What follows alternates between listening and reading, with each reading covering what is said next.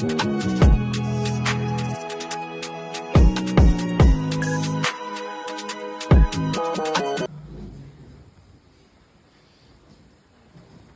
словото, което искам, Бог ми даде. Миналия път говорихме за семействата, ако някой се сеща.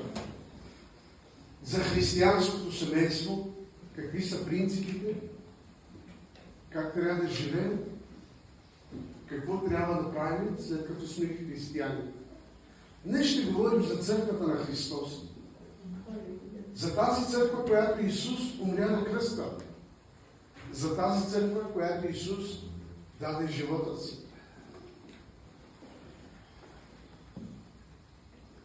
И словото е доста обширно и може би няма да мога да го предам цялото.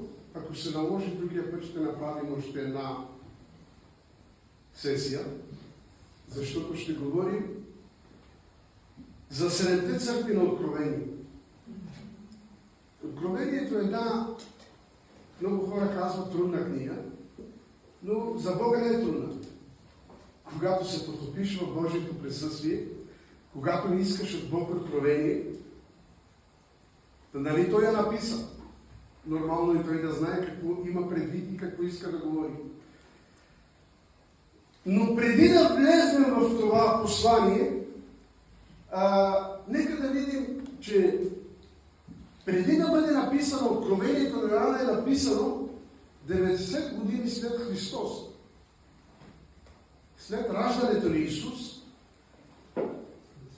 апостол Йоан пише Откровението на Йоанна на остров Патмос, там където е в Гърция се намира местността, но той е затворен там на този остров заради Словото. И Бог му дава това откровение. Но 830 години преди Христос, един друг пророк говори за тези 7 църкви. И това е в Исаия. Нека да отворим Исаия 4 глава. От първи стих надолу там пророкът говори за тези църкви, които ще бъдат в Мала Азия. Вижте, това послание днес не е само за тези църкви, но това послание е глобално днес за Божията църква.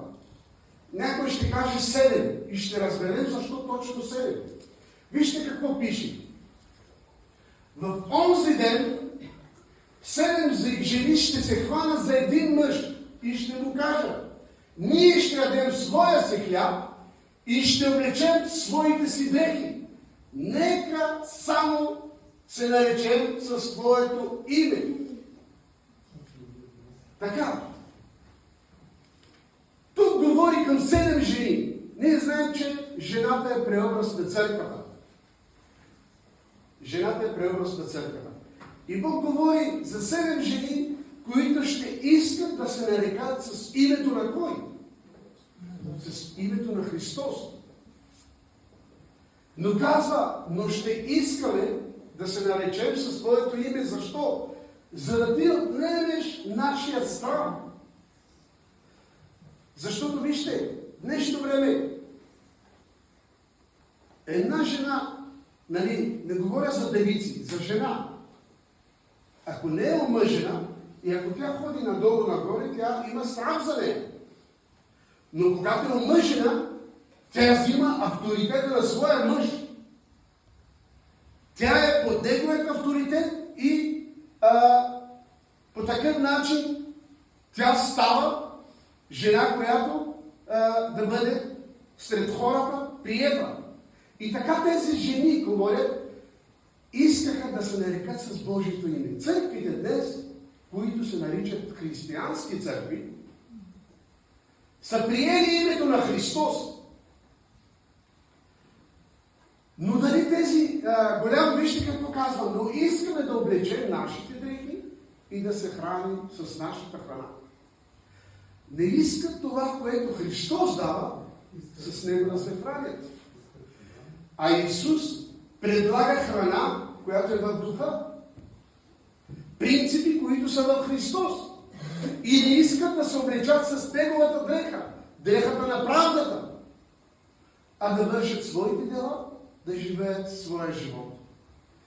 И така, след тези времена дойде послание към апостол Йоанн на остров Патмос, отвори Откровение на Йоанна, 2 глава. И дойде до него Бог, като му каза: аз съм Алфа и Омега, аз съм началото и краят. И аз ще ти дам послание, което да дадеш на тези 7 църкви, които са в Мала Азия. Но тези 7 църкви символизират днес глобалната християнска църква, която е по лицето на земята днес. Като четем днес до църквата на Ефес, или на Смирна, или на Пергам, или на Филаделфия, или на Сардис, всяко едно от тези послания се отнася за всеки един от нас. Защото, вижте, много пъти сме го казали, че църквата не е сградата. Църквата смени. Кажи на човека до тебе: ти си църквата. Защото вие сте църквата. Църквата не е сградата. Утре може да вземем по-голяма от тази сграда. Амин. В центъра на Елфино. Да има поклонение, да има движение, да има растеж в Божието дело. Но църквата ще бъде ние. Църквата ще бъде народът, който ще бъде там. И тези послания, които са изпратени към всяка една от тези църкви, днес те са валидни за всеки един от нас. И ние трябва да ги разтълкуваме, да разберем какви са принципите, какво иска Бог да ни говори за тях. И вижте, първата църква, която Бог говори, това е църквата в Ефес. И там казва така: до църквата на Ефес: до ангелът на Ефеската църква пиши. Това казва онзи, който държи 7 звезди в десницата си, който ходи сред 7 златни светилника. Зная твоите дела, трудът и търпението ти, и че не можеш да търпиш лошите човеци. И си изпитал онези, които наричат себе си апостоли, а не са. И си ги разкрил като лъжливи. И имаш търпение за моето име, си издържал и не си се уморил. Но имам това против тебе, че си оставил първата си любов. И така, спомни си откъде си паднал и се покай и върши първите си дела. И ако не, ще дойда при тебе скоро и ще вдигна светилника ти от мястото му, ако не се покаеш. Но имам това добро, че мразиш делата на николаитите, които и аз мразя, който има ухо, нека слуша. Какво говори Духът към църквите? На този, който победи, ще дам да яде от дървото на живота, който е сред Божият рай. Амин? Нека да разтълкуваме това послание, което Бог иска да говори. Вижте, за да разберем същността на цялото послание. Деянията на апостолите е една книга, която има в нея доста символики. И ако ти не разтълкуваш, не разбереш символиките, просто ще я четеш като една приказка и няма да я разбереш нищо. Затова много хора казват, Деянията на апостолите е трудна книга. Но вижте, Бог говори на първо място, като върни отгоре, Бояне, казва до ангела на църквата. Кой е ангелът на църквата? Има ли някой предвид какво иска да каже Бог? Кой е ангелът на църквата? Ангелът на църквата е пастора. За кого говори Бог? Кой предава Словото? Затова казвам, че Откровение на Йоанна трябва да четеш и да я изучаваш. Тя е книга, която трябва да се изучава, за да я схванеш. Не само да я четеш. До ангела на църквата, т.е. пиши. Апостола пише до църквата в Ефес. Кой е пастор на църквата в Ефес? Тимотей. Това послание идва към него. И той да предава това послание на църквата. Ангелът на църквата е верно. Всяка една църква има своят ангел-хранител, който я паси, който е от Бога. Бог изпраща своите ангели. Това място е пълно с ангели сега. Не? Всяка една църква има своите ангели.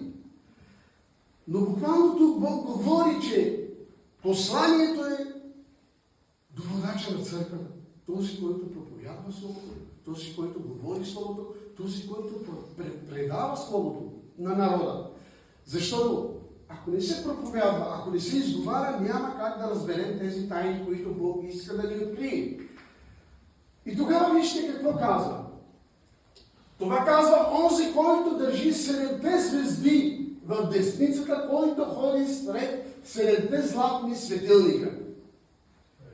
Какви са посланията, какви са символите?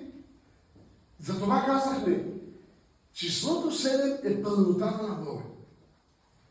И всяко нещо, което чуете тук за 7, това е в това, което пълнотата, това, което направи Бог. 7 звезди също може да се отнася, нали, за църквата, за ядрото на църквата. Звездите на църквата са ядрото на църквата, тези, които водят църквата, тези, които са в присъствието на Господ и тези, които взимат решение за всяка една църква. И Бог ги държи във първа глава, ако отворим, но не отваря глава, аз само ще кажа, там пише, че Бог ги държи в ръката си, тези звезди. Бог държи всеки един от нас в ръката си. 7 светилника. Светилникът също е църквата. Но вижте, има нещо огромна в символика. В еврейската култура има един светилник със 7 разклонения, който се нарича еврейска менора. Има един друг, който е с 9, който се нарича Ханука. Но няма да говорим за него, защото няма да ни стигне времето. Някой друг път ще говорим за него. Но тук какво значат тази менора? Какво означава тези 7? Всеки един от тях има свое значение. Всеки един от тях означава нещо. Това цялото е църквата. Други хора, други учени казват, че това е дървото на живота. Също може да се каже, че е дървото на живота. И по-нататък ще обясня защо. Някои казват, че са 7 дни на сътворението на света. И това може да се каже.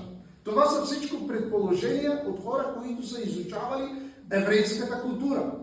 Също така астронавтите казват, че това са 7 планети. Меркурий, Венера, Сатурн, Юпитер, Слънцето, Луната. Това са учения. Но вижте, ние като християни, като хора, които сме в Христос, ние приемаме нещо различно. Това е направено от Мойсей в това време и е поставено в скинията, в предната част на скинията. Мойсей е изработил 10 такива светилника, които е поставил в скинията, за да светят. Когато влизат хората, тогава нямаше осветление. Сега имаме лед, колушки, имаме много неща. Но в днешно време имаме много модернизация. Но тогава нямаше.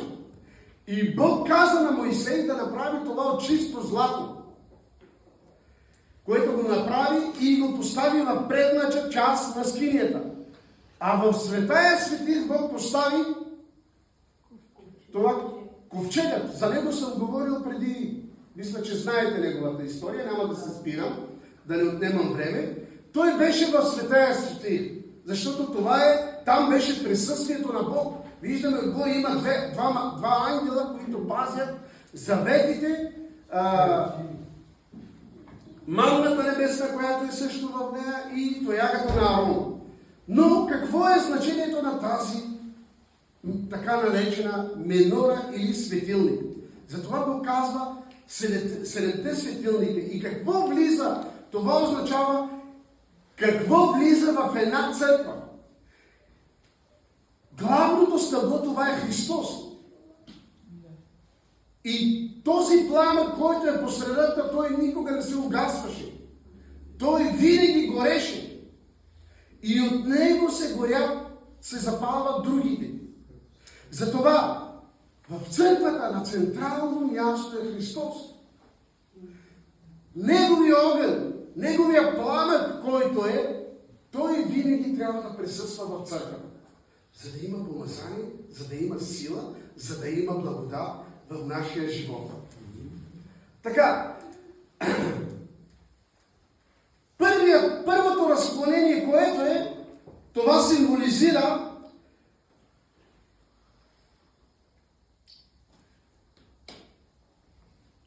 светлината на знанието.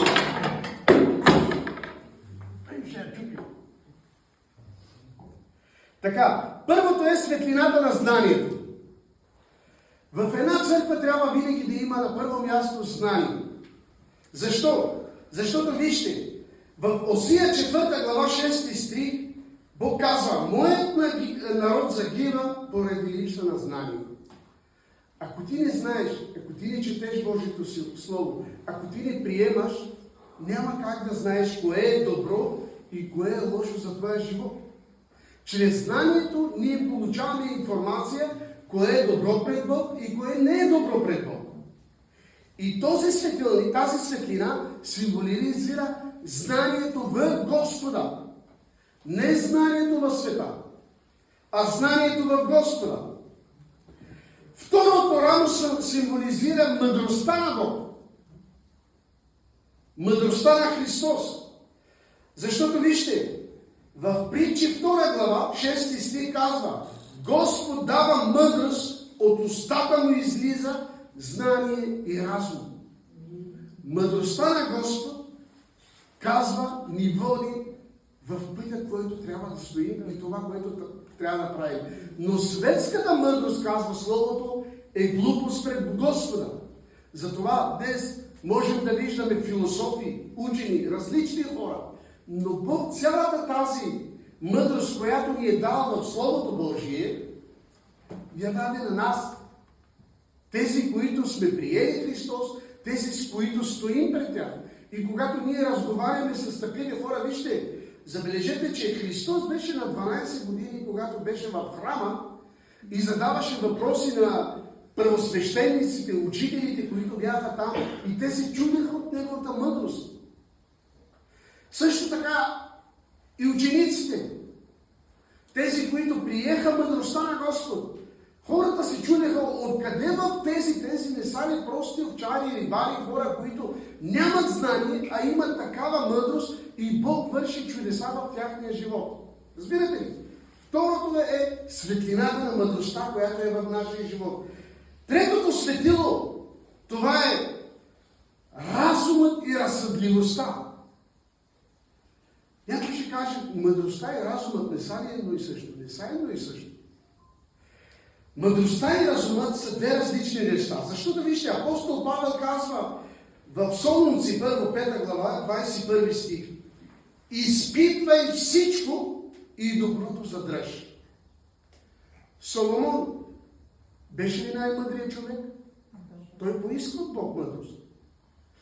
Но вижте, след като той живя един живот в Господа, дойде време, което Словото казва, че изгуби разсъдъка си върху своите пороци от тези много жени, които си взел. И той живя като неразумен. Започна да им строи ашери и места, където да се покланят, и заедно с тях се покланяше на тяхните богове. И това разумно ли?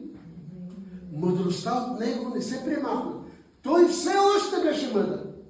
Но въпросът е, че той живее неразумно. Глупаво. Но последно време Словото казва, че дойде на себе си и написа книгата Еклесиаст, там където казва: всичко е суета, всичко съм преживял, всичко съм видял, всичко съм направил, но казва, краят на посланието е да се боиш от Бога и да се покориш на Него. Тогава тази мъдрост му откри този разум, за да може да влезе в Божието присъствие. Казахме, че централното това е Христос. Това е светлината на Божието присъствие. Това е центъра на всичко, което е в нас. И от другата страна сега на Христос. Вижте, от тази страна на Христос на първо място стои знанието, на друго стои мъдростта и другото разумът. Но тук нататък, в другото послание, което стои, това е четвъртото, казахме Христос, петото е милосърдието. В нас трябва да има милосърдие. Милосърдието е милост. Милосърдието е благодат, която ни е дадена от Христос.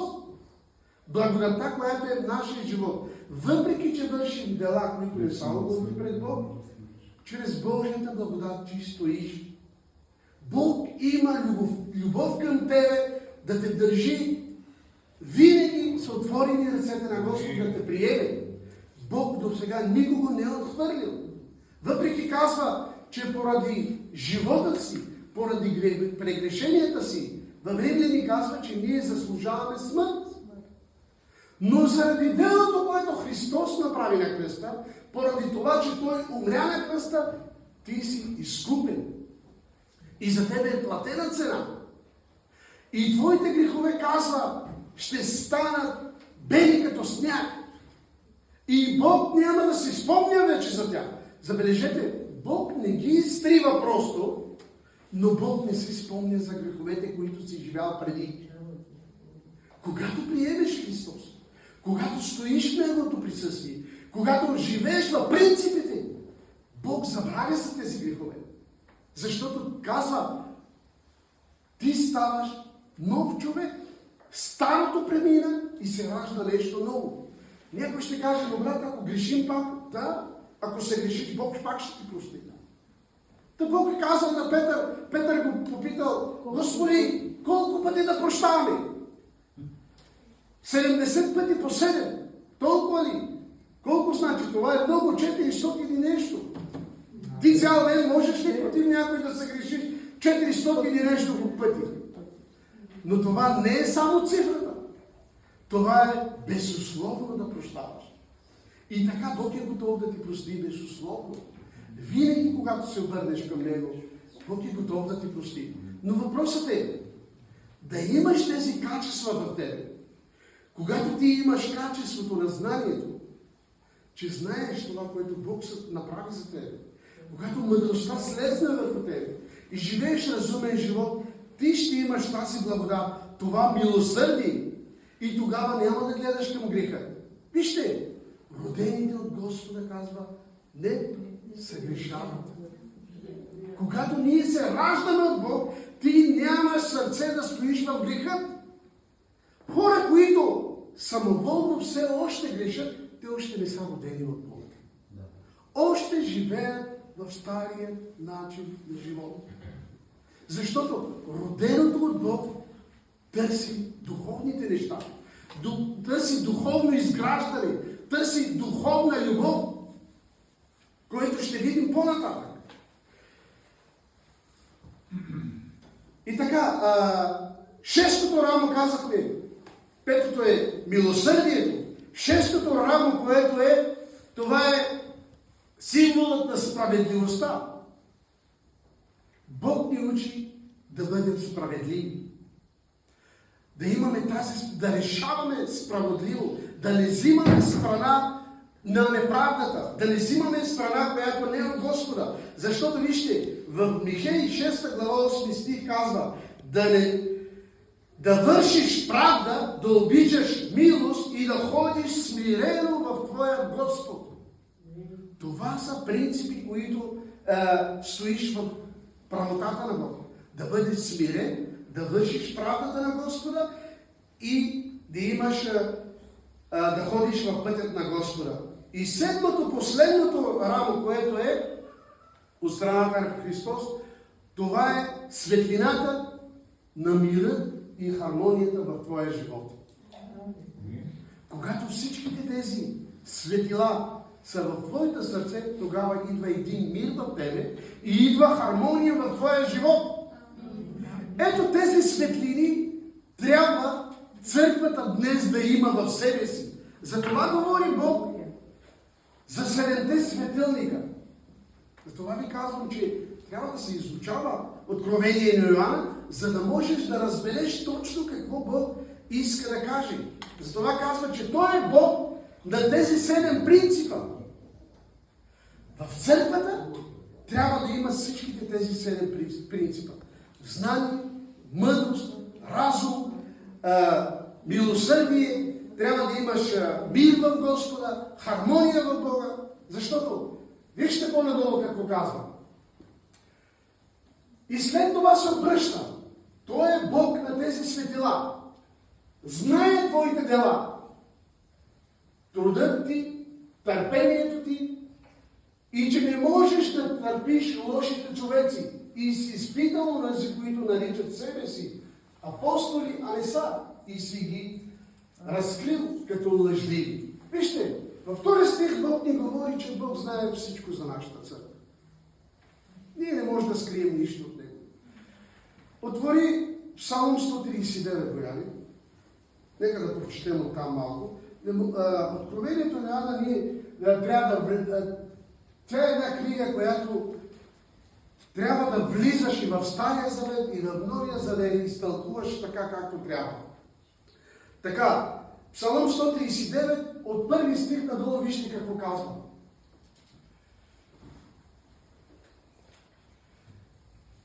Давидов псалом. Господи, опитал си ме и си ме познал. Ти познаваш сядането ми и ставането ми. Разбираш помислите ми отдалеч. И издигаш ходенето ми и лягането ми и знаеш всичките ми пътища. Защото преди думата е още на езикът ми, ето Господи, ти я знаеш цялата. Ти си пред мене и зад мене. И си сложил върху мене ръката си. Амин. Високо е. Не мога да се стигна. Къде да отида от Твоя дух? Или от присъствието ти, къде да побегна? Ако възляза на небето, ти си там. Ако си постеля в преизподнята, и там си ти. Ако взема крилете на зората и се заселя в най-далечните краища на морето, и там ще ме води ръката ти. И твоята десница ще ме държи. Амин. Тук в по-горните стихове, вижте, Бог хвали тази църква. Хвали, че тя има търпение. Хвали, че тя за Неговото име е издържала много неща. И това са неща, които в църквата има. И имаме търпението заради Господа. Много често казваме, заради Господа аз търпя този човек. Заради Господа не искам да говоря. Заради Господа не искам да се съгреша. И това са неща, които ние придобиваме в Господа. И тези неща са истини, това, което Бог говори днес към църквата. Но вижте, казва, че е издържал всичко заради Него. Но имам едно, в 4 стих казва, но имам това против тебе, че си оставил първата си любов. Ето това е главната причина в днешно време голяма част от християните да се подхлъзнат, да паднат в изкушения, да пренебрегват някои неща, които Бог говори. Защо? Защото са оставили първата си любов. Когато човек има първата любов, той мисли само как да угоди на Господ. Той мисли кога има служение, кога има молитвено, кога има присъствие, кога да бъдеш присъствието на Бог. Защото вижте, има слово, което казва, отделени от Бога ние сме нищо. Ние погиваме. Вън от Господа няма живот за нас. И вижте по-надолу. И така, спомни си, казва. Днес нека всеки един да си зададе въпрос. Вижте, той не говори множествено число тук. Всяка една дума, която изговаря, той говори индивидуално към всеки един човек. Лично за себе си. Това слово първо дойде към мене. Първо аз го преживях в мене, за да го предам на вас. Защото ако не го предам, ако не го преживея, ако не мисля върху него, ако не се моля върху него, ако не се покаивам дори за дела, които съм вършил, няма да има помазание, няма да има успех в живота ми. Затова Бог казва. И така спомни си откъде си паднал. И се покай. И върши първите си дела. И ако не, ще дойда при тебе скоро и ще вдигна светилникът му от мястото му, ако си не се покаже. Казахме какво е светилника. Ще вдигне Бог мирът си, ще вдигне Бог мъдростта си, ще вдигне Бог знанието си, ще вдигне Бог тези неща, които ти е вложил в тебе. И тогава, ако нямаш мир, какво? Започва караница с другия, отдумване с третия, проблеми са в къщи. Ще вдигне хармонията, казва Бог. Ако не си спомниш и ако не си покаеш. Вижте, искам да чуете нещо важно, което ще кажа. Христос изработи твоето спасение. Ти си вече спасен. Ти си спасен. Но искаш ли на земята да живееш в живот в хармония? Тогава следвай Господа. Защото в делата, които вършим на земята, те са подарък да живеем в хармония тук на земята. На небето има хармония. Духът, който Бог е вложил в тебе, той си е Господен, той е спасен. Той няма да отиде във ада. Ако ти си приел Христос, ако ти вярваш, че Исус е умрял за тебе, ти си спасен. Но искаш ли тук да няма болести в живота ти? Искаш ли да няма разводи в живота ти? Искаш ли да няма проблеми в живота ти? Тогава следвай Господа, за да имаш победа. Защото Исус Навиев казва, тази книга на закона да не се отделя от устата ти ден и нощен. Защо? Върху нея да мислиш, върху нея да разсъждаваш, за да имаш какво? Добър успех. Ако ти размишляваш върху нея, ако ти се движиш в нея, ако ти живееш, ще имаш добър. Къде ще имаш успех? Не горе. Горе успехът за какво ти? Къщи ли ти трябват горе? Коли, пари, злато? Успехите ги искаш тук. Вижте, човекът е сътворен от две материи. Нашето творение е от дух, душа и тяло. Но ние имаме две материи, които оперираме. Духовна материя, с която се покланяме на Бог и служим на Бог, и плътска, която живее в материализъм. А Исус също е и бил в две естества, две материи, но неговата беше различна. Христовата беше плътска, която беше като човек на земята, и божествена. Защото Исус е бил Бог. Разбирате ли по какво се различаваме ние от Христос? Другите религии казват, Исус е бил човек, също като нас, пророк. Да, той е бил човек. Но ти си човек, ти си дух, по-точно казва Библията, в тяло плътско. Бог ти е дал дух, който живее в тяло. А Христос е бил Бог, който е живял в тяло. Разбирате ли? Това е същността. Затова Бог казва да се покаем и да стоим в Неговото присъствие, за да не дойде да дигне това, което Бог ни е поставил, за това, което Бог е вложил в теб, за това, което е дал Бог в тебе. И по-надолу казва: но имам това добро, че мразиш делата на николитите, които аз мразя. Кои са делата на николитите? Знае ли някой? Делата на николитите имаше един дякон Николай. Когато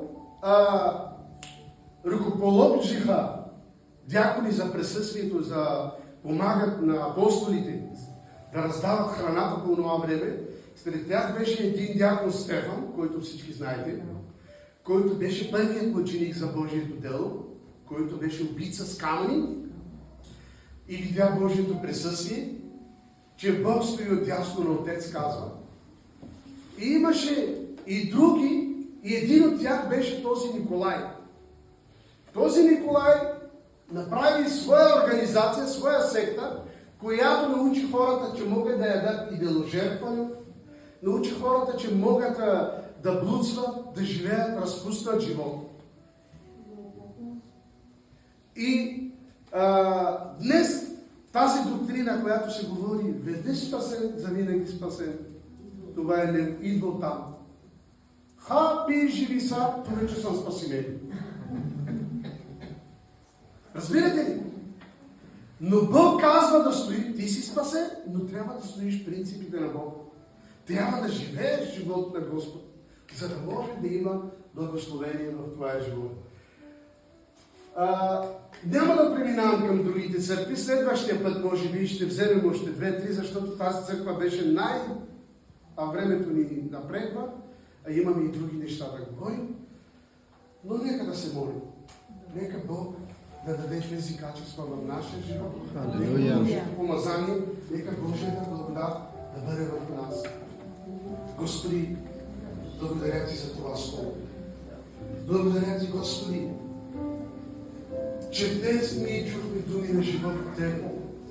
И днес ние искаме, Господи, тези светила, които си поставил, да ги има в нашата църква. И изпрати, Господи, знание върху всеки един, Господи. И изпрати, Боже, глад за Твоето Слово, Боже. Нека да бъдем гладни и жадни за Тебе, Боже. За Твоето присъствие, за Твоето помазание, за Твоята благодат в нашия живот, Татко. Моля Те за мъдрост от небето, Господи, която да слиза и да ни учи, и да се движи в нея, Господи. Да стоим в присъствието Ти, Господи. Боже, днес ние не искаме Соломонова или човешка мъдрост, но искаме Христовата мъдрост да се всели в църквата. Христовата мъдрост да царува помежду нас, Татко. Боже, моля Те, Татко, нека също да имаме разумен живот, разумни дела, да бъдем разумни, да постъпваме според Твоите принципи, според Твоята благодат. Нека Твоето присъствие да не се отделя от нас, Боже. Защото Ти си обещал, Татко, и си казал, че всеки, който Те приеме, Ти ще дойдеш и ще направиш обиталище в него. И днес ние не искаме само да бъдем в Твоето присъствие, но искаме Ти да бъдеш в нас. Искаме Ти да живееш вътре в нас, за да можем да почувстваме това, което имаш за нас. Моля Те, милостта Ти да царува помежду църквата ни, Боже.